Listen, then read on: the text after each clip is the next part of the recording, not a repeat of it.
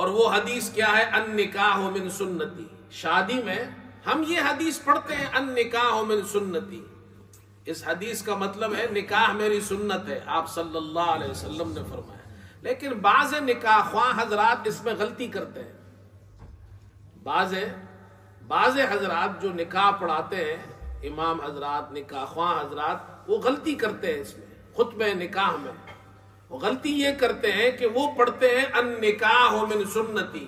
وہ فرماتے ہیں کہ رسول اللہ صلی اللہ علیہ وسلم کی حدیث پڑھتے ہیں اور اس طرح پڑھتے ہیں کہ حضور صلی اللہ علیہ وسلم نے فرمایا النکاح من سنتی فمن رغب عن سنتی فلیس منی.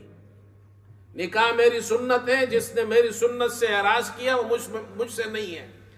یہ دو جملے النکاح من سنتی اور فمن رغب عن سنتی، یہ ایک حدیث نہیں ہے.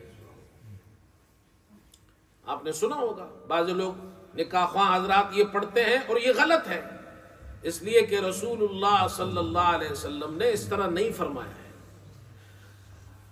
یہ جو آخری ٹکڑا ہے فمن رغب عن سنتی فلیس منی، جس نے میری سنت سے اعراض کیے وہ مجھ میں سے نہیں ہے، یہ بخاری شریف کی ایک حدیث کا آخری ٹکڑا ہے. اور یہ جو پہلا والا جملہ ہے النکاح من سنتی، وہ اس کے ساتھ نہیں ہے اس حدیث میں. النکاح من سنتی یہ ایک دوسری کتاب ہے حدیث کی، سنن ابن ماجہ، اس میں یہ حدیث ہے النکاح من سنتی فمن لم يعمل بسنتی فلیس منی. نکاح میری سنت ہے، جس نے میری سنت پر عمل نہیں کیا وہ مجھ میں سے نہیں ہے. اب بعض لوگوں نے کیا کیا، ایک ٹکڑا ایک حدیث سے اٹھایا، دوسرا دوسری حدیث سے، دونوں کو جوائن کر دیا اور کہتے ہیں اللہ کے رسول صلی اللہ علیہ وسلم نے فرمایا. نہیں، آپ نے ایسا نہیں فرمایا. محدثین نے کہا ہے یہ ایک حدیث نہیں ہے، اس لیے اس کو اس طرح نہیں پڑھنا چاہیے کہ رسول اللہ صلی اللہ علیہ وسلم نے اس طرح فرمایا ہے. اس لیے ہمارے والد صاحب رحمت اللہ علیہ جب وہ خطبہ نکاح کا خطبہ پڑھتے تھے تو وہ اس طرح پڑھتے تھے قال رسول اللہ صلی اللہ علیہ وسلم النکاح من سنتی.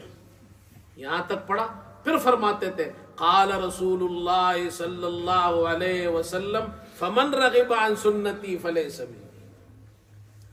رسول اللہ صلی اللہ علیہ وسلم نے فرمایا نکاح میری سنت ہے. پھر فرماتے تھے رسول اللہ صلی اللہ علیہ وسلم نے فرمایا. یہ دوبارہ اس لیے کہتے تھے کہ یہ دو حدیث ہیں. دیکھو حدیث میں بڑی احتیاط کرنی چاہیے. اس لیے بعض ہمارے امام حضرات، علماء حضرات اس میں غلطی کرتے ہیں.